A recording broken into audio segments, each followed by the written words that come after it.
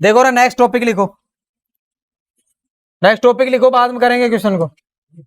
लिखो द्रव्यमान केंद्र की गति।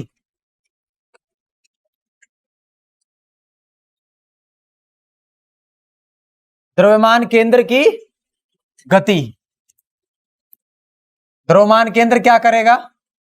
गति करेगा। एक बात बताओ कि जब पूरी की पूरी वस्तु गति करेगी तो उसके साथ में कौन भी गति करेगा? द्रव्यमान केंद्र। और वस्तु के अंदर जितने कण होंगे वो भी क्या करेंगे?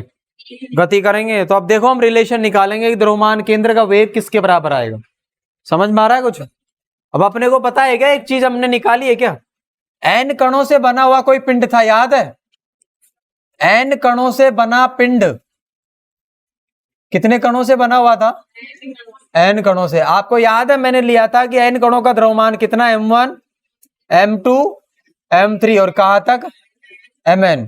और शायद आपको याद होना चाहिए इन सभी कणों का स्थिति सदिश लेते थे r1 vector, r2 vector, r3 vector, dot dot कहां तक? rn vector. क्लियर है? इन सब के कॉम्बिनेशन से हमने किसका स्थिति सदिश निकाला था? आरसीएम वेक्टर निकाला था। आरसीएम वेक्टर कौन होता है? द्रव्यमान केंद्र का स्थिति सदिश। और ये वैल्यू क्या आई थी, याद है आपको? m1 r1 vector plus m2 r2 vector, कहां तक? mn rn vector. और नीचे आ जाता था m1 m2 m3 mn। याद है क्या सबको? ये आ गया। अब आप एक बात बताइए कि वेग कैसे निकालते थे? किसी पिंड का आपको स्थिति सदिश दे रखा हो या स्थिति दे रखी हो x, इस पिंड का या इस कण का वेग कैसे निकालोगे? वेग का फॉर्मूला होता है dx अपॉन dt। याद है क्या? स्थिति सदिश का समय के साथ अवकलन उस पिंड का क्या कहलाता है? वेग कहलाता है। तो आप देखो ये इतना बड़ा पिंड है मान लो, और इस इतने बड़े पिंड, बेलन ले लिया मैंने, कोई सिलेंड्रिकल पिंड ले लिया, इसमें यहां पर बहुत सारे क्या थे?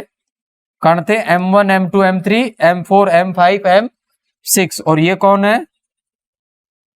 cm। कौन है? अब इस पूरी की पूरी वस्तु को उठाकर इधर ले जाओ तो इसका द्रव्यमान केंद्र इधर गति करेगा। मैं मान लेता हूं वो कितने वेग से गति करता है। तो आपको नहीं लगता कि vcm की वैल्यू जो है वो drcm अपॉन dt होनी चाहिए? नहीं लग रहा? इसका स्थिति सदिश कौन होता है? आरसीएम। तो स्थिति सदिश का समय के साथ क्या कर दो? अवकलन। क्या मिल जाएगा अपने को? किसका वेग मिल जाएगा? अरे किसका वेग मिल जाएगा? द्रव्यमान केंद्र का वेग। तो वीसीएम कौन है? ध्यान रखना पहले तो, द्रव्यमान केंद्र का वेग। और द्रव्यमान केंद्र के वेग को हम लिख सकते हैं drcm अपॉन dt। अब इसी के अंदर वैल्यू पुट करनी है अपने को, वीसीएम वेक्टर आ जाएगा। ये वीसीएम वेक्टर देखो, अब ध्यान से देखेंगे, d अपॉन dt। आपको पता है मैं इस m1 plus m2 plus m3 को मैं किसके बराबर पुट कर रहा हूं? Capital M। कैपिटल M कुल द्रव्यमान है। समझ में आया? कैपिटल M कौन है? कैपिटल M है पिंड का कुल द्रव्यमान। तो ये हो गया पिंड का कुल द्रव्यमान। अब मैं क्या करता हूं, मैंने क्या किया, देखो इसको कैपिटल M लिख दिया। और अब देखो m1, m1 कौन है? नियतांक है। m1 कौन है? नियतांक। इसको ध्यान से देखो क्या लिखें, इसको हम लिख सकते हैं कुछ इस तरह। ये सारा मैंने किसके बराबर लिख दिया? m के। तो ये आ गया देखो d अपॉन dt। और एक बार तो लिख देंगे देखो r, चलो तो लिख ही रखा है, चलो इसको एक बार ये लिखो आप। ये हो गई वैल्यू देखो, m1 r1 vector plus m2 r2 कहां तक? mn rn vector. और इन सब के नीचे क्या लिख दोगे? अब आपको पता है जब बहुत सारे पदों का सबका अवकलन करना होता है तो उनको अलग अलग करके क्या कर सकते हैं? अवकलन कर सकते हैं। याद है क्या? अरे योगफल का अवकलन पढ़ाया था मैंने। इन सब पदों को क्या करो? इन सब पदों को क्या करो? अलग अलग करो और इन सबका कब क्या निकालो, अवकलन निकालो। समझ में आई बात? और फिर हम इसके अंदर क्या करेंगे, देखो m1 को बाहर ले लो, VCM वेक्टर आ जाएगा m1 dr1 vector upon dt, नीचे कौन आ जाएगा m। समझ में आया?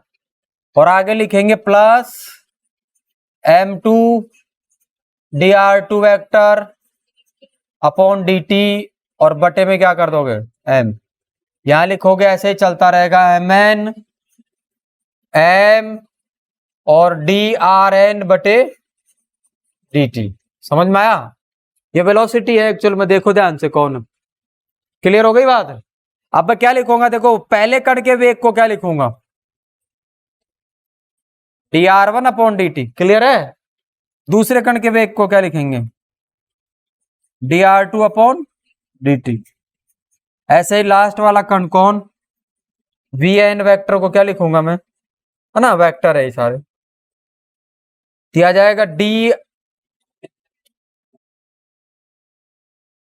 जाएगा dRn वेक्टर अपॉन, इन सब की जगह पुट करो, देखो dr1 अपॉन dt की जगह क्या पुट करेंगे, v1, dr2 अपॉन dt की जगह क्या पुट करोगे, v2। ये सब पुट करनी है वैल्यूज अपने को। अब इस समीकरण के अंदर मैं ये वैल्यूज पुट कर रहा हूं, फिर बाद में ये सब कॉपी करना है आपको, है ना। मैं वैल्यूज पुट कर रहा हूं इधर, देखो यानी क्या आ जाएगा मेरे पास, VCM वेक्टर बराबर आ जाएगा, ध्यान से देखिए, m1 बटे कैपिटल M, और ये आ जाएगा देखो V1 वेक्टर m2 बटे capital M, V2 vector plus mn बटे capital M, Vn vector. Clear है? सब में से नीचे से क्या कॉमन आ जाएगा, m को उधर गुणा कर दूंगा, क्या वज्र गुणा, दिया जाएगा m VCM vector, m VCM vector बराबर आ जाएगा m1 V1 का वेक्टर प्लस m2 V2 का वेक्टर प्लस m, ये कहां तक, mn Vn का वेक्टर।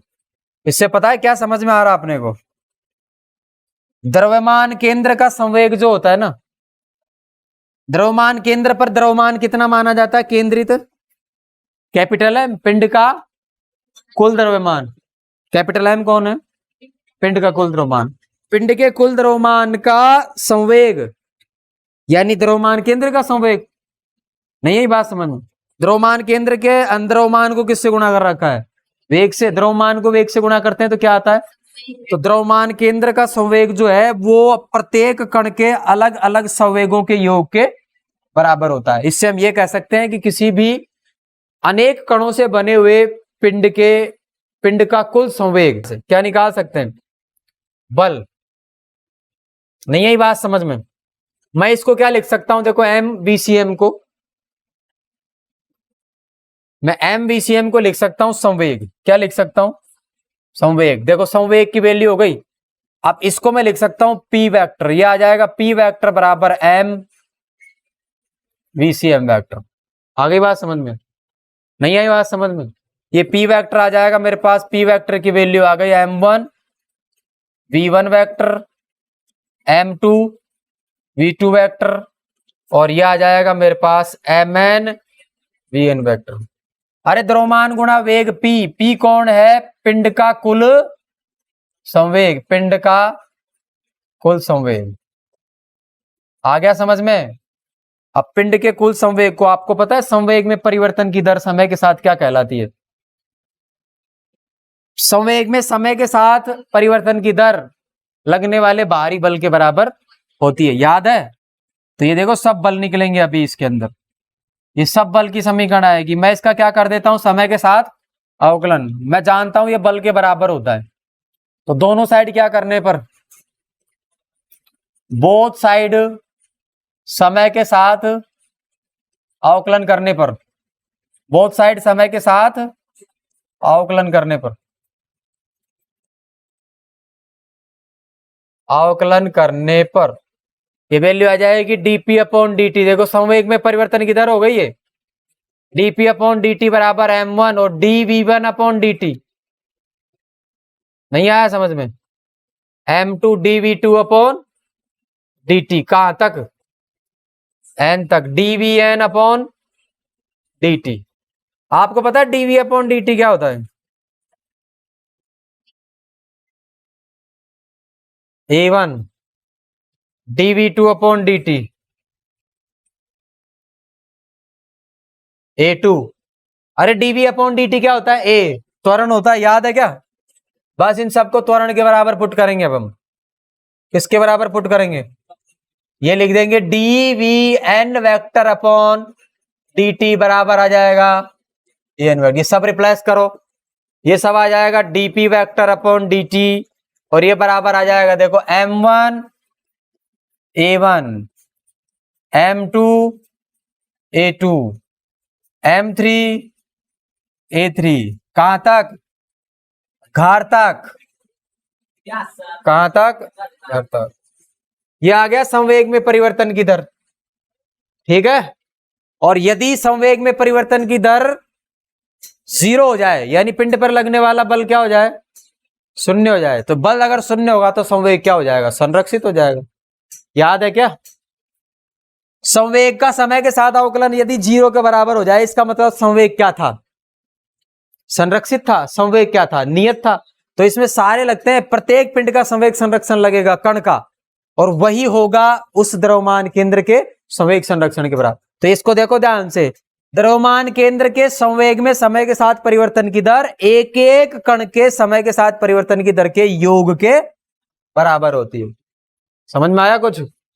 यही समीकरण है, बस यही लिखने होते हैं इसमें, बाकी ज्यादा कुछ है नहीं। क्लियर है? और यदि संवेग नियत हो तो, यदि संवेग नियत हो तो क्या लिखोगे? मैं लिख रहा हूं यदि सीजी का, सीजी कौन है? सीएम। सीएम कौन है? Centre mass. यदि सीएम का संवेग नियत हो, क्या हो? नियत हो, तो ये अगर नियतांक हो गया तो नियतांक का अवकलन कितना होता है? 0। तो dp अपॉन dt किसके बराबर आ जाएगा? 0 के बराबर। समझ में आया? और dp अपॉन dt अगर 0 के बराबर हो गया तो अलग अलग पिंडों पर लगने वाले सभी बलों का योग किसके बराबर आएगा? 0 के बराबर। नहीं, यही बात समझ में? ये क्या है? सभी पिंडों पर लगने वाला बाहरी बलों का योग। तो इसको मैं क्या लिख सकता हूं? सिग्मा एफ एक्सटर्नल, संपूर्ण पिंड पर लगने वाला बाहरी बल, उसकी वैल्यू किसके बराबर आएगी? 0 के बराबर। यह आपका कौन सा टॉपिक कंप्लीट हो गया? द्रव्यमान केंद्र की गति। अब पहले आप इसको कॉपी करेंगे, उसके बाद नेक्स्ट करेंगे। कॉपी करो पहले।